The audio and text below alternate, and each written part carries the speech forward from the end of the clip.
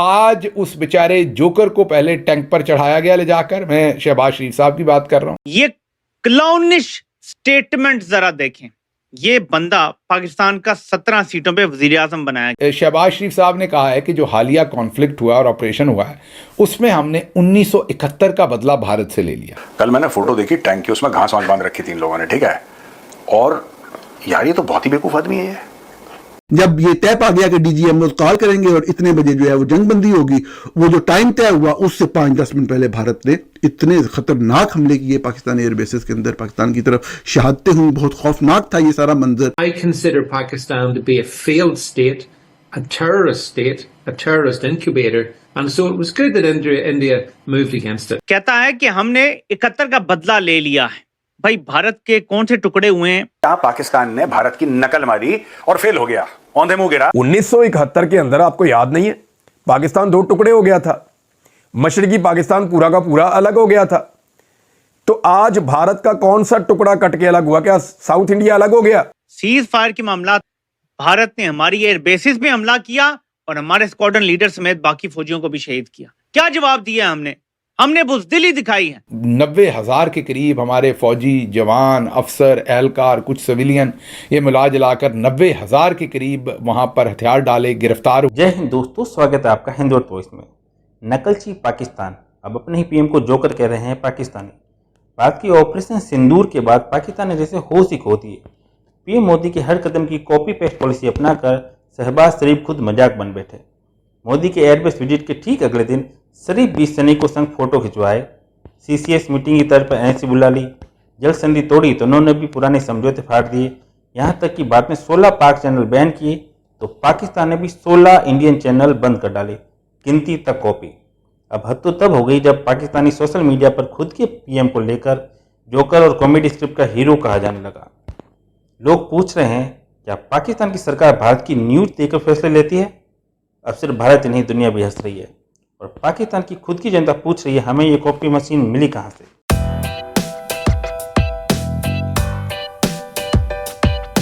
वापस आते हैं कि ये शर्मिंदगी, पॉलिश और तबाही ये पाकिस्तान का मुकद्दर बना दी है जर्नैलों ने। ये क्लाउनिश स्टेटमेंट जरा देखें। ये बंदा पाकिस्तान का 17 सीटों पे वजीर आजम बनाया गया है। कहता है कि हमने 71 का बदला ले लिया है।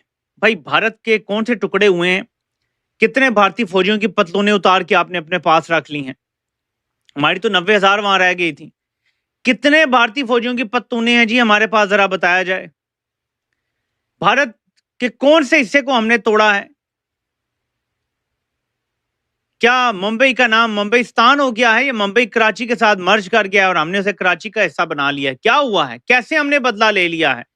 लेकिन ये क्लाउनिश स्टेटमेंट चल रही है, क्लाउनरी है जो पाकिस्तान पे इस टाइम छाई हुई है। लेकिन बात इससे आगे है, जो आपको सुनाना चाहता हूं वो ये है, जरा सुने मेरे पाकिस्तानियों। ये बंदा खुलेआम ऐसी पॉलिश करता है तो ये बंद कमरों में कैसी पॉलिश करता होगा, हम लोग सिर्फ इमेजिन कर सकते हैं, पहुंच नहीं सकते वहां तक। ये जरा सुने।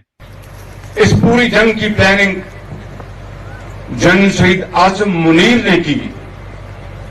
इंतहाई दलेरी से, दानिशमंदी से मैं उसका जाती तौर पर गवाह हूं, क्योंकि उन दिनों में दिन रात मेरी इनसे टेलीफोन पर और हमारी फेस टू फेस मुलाकात होती थी। और जिस हौसले के साथ मैं आपको ये कहना चाहता हूं कि बतौर एक पाकिस्तानी के मुझे इनके ऊपर फख्र है। ये कौम के फख्र है, कौम के बेटे हैं ये बिल्कुल। और इसी तरीके से ए मार्शल जहीर, कभी देखा है किसी मुल्क के वज़ीर-ए-आज़म को पॉलिश में इस हद तक आगे जाते हुए? खुद साख्ता तारीफें, सताइशें बाहमी चल रही है। मैं गवाह हूं, मैं वहीं मौजूद था, मेरे इनसे फोन पे राब्ते थे, मुझे पता है इन्होंने क्या किया था। देखिए, डिग्निफाइड तरीका होता है तारीफ करने का कि जनरल आसिम मुनीर का बड़ा अच्छा किरदार था, उन्होंने अपनी ट्रूप्स को अच्छा लीड किया, साथ एयर चीफ खड़े हैं, उन्होंने भी बड़ा जबरदस्त किरदार अदा किया और इन दोनों ने पाकिस्तान की जीत में ये किरदार अदा किया। बात ये था, हाथ लगा लगा के एक बंदा बाकायदा पॉलिश कर रहा है और ये ताहयात वज़ीर-ए-आज़म बनने की गेम डाल रहा है। आपको बताइए, देखें शहबाज शरीफ की उम्र भी 70+ है। जनरल आसिम मुनीर मेरे ख्याल में अभी 60 साल का नहीं हुआ। जनरल आसिम मुनीर का तो अगले 10 साल हुकूमत का प्लान है। तो शहबाज शरीफ का ये मंसूबा है कि मैं अगले 10 साल जनरल आसिम मुनीर के साथ जुड़ा रहूं और मैं ही वज़ीर आज़म रहूं। यानी बेसिकली ता हयात वज़ीर आज़म रहने का मंसूबा है शहबाज शरीफ का। ये आज 5 पॉइंट हम डिस्कस करेंगे। हाँ भैया, पॉइंट पहला पॉइंट सर, पहला भारत ने इंडस वाटर ट्रीटी को अबेयंस में डाला। हाँ, शहबाज तुरंत खोला। हाँ, तुरंत भाई ने बोला, तू सोफा को मत तोड़ देना इसमें, ठीक है? तुरंत भाई बोला हम भी शिमला एग्रीमेंट तोड़ देते हैं। ठीक है। हालांकि भारत कुछ नहीं बोला, वो भीख मांग रहा है कि हिमालय गए हैं, पानी दे दीजिए हिमालय दो बूंद। हम तो खुद कह रहे हैं कि शिमला एग्रीमेंट में तेल छिड़क के उसको सिर्फ हटाओ मत, तेल छिड़क के आग लगा दो उस एग्रीमेंट पे। और पाकिस्तानियों ने खुद नहीं पढ़ी, ये खुद पढ़ते लिखते तो है नहीं, पढ़ने लिखने का इनका मैटर है नहीं पाकिस्तान में। पूरी जाहिल कौम, अरे भाई तुम पढ़ो शिमला एग्रीमेंट में क्या लिखा है, शिमला एग्रीमेंट तुम्हारे फायदे की थी, तुमने इसको हटा दिया। अब भारत दमादम मस्त कैलेंडर कर सकता है। प्रधानमंत्री नरेंद्र मोदी ने कैबिनेट कमेटी ऑन सिक्योरिटी की मीटिंग बुलाई। हाँ, तुरंत शहबाज शरीफ का खून खोला 2 ग्राम, और तुरंत उसने नेशनल सिक्योरिटी काउंसिल की मीटिंग बुला ली। तो उसने करा क्या मीटिंग में? उसको लगा कि मोदी जी फोटो खिंचवाए, हम भी खिंचवा लेंगे। बस खिंचवा ली भाई ने। खिंचवा ली। फिर आया प्रधानमंत्री नरेंद्र मोदी ने बोला कि समय, वक्त और जगह आप चुनिए, कब, कहां, किसको, कैसे ठोकना है। Free hand, free hand. तो ये भी बोला, ये भी तुरंत एग्जैक्ट वही लाइन बोला, फ्री हैंड है, आप जैसे चाहे ऑपरेशन सिंदूर में जो भारत ने स्ट्राइक्स की उनका जवाब दे सकते हैं। तो मुनीर बोला तुम मुझे फ्री हैंड दोगे? तुम्हारी इतनी औकात फॉर्म 47 बेटा? तो करना चाचा, सॉरी। सो नेक्स्ट, भारत सरकार ने 16 मीडिया चैनल्स को ब्लॉक किया, ट्विटर हैंडल्स के उनके कुछ ब्लॉक किया। हाँ, पाकिस्तान ने कहा हम भी करेगा। पाकिस्तान ने भी तुरंत 16 यूट्यूब चैनल्स ब्लॉक किए, 32 वेबसाइट्स ब्लॉक किए। अब सुनने में आ रहा है हमें भी ब्लॉक कर दिया। जरा पता लगाइए जो आपके जराए हैं। मैं जराए से पूछ रहा हूँ। और सर एक और चीज, आखिरी जो सबसे जरूरी चीज उसने कॉपी की है, जरूरी, खेत में लगाए टैंक। खेत नहीं होता, वो खेती होता है। नहीं वो खेत ही होगा सर। अच्छा सुनो तो क्या वो टैंक? हाँ टैंक सबसे अच्छा कॉपी। स्टूडियो में था, मैंने देखा कि उसमें लिखा है the prime minister of Pakistan, उसके नेम प्लेट लगा रखी है उसके टैंक में। वो असल में वही चलाएगा खेत जोतने के लिए वो वाला।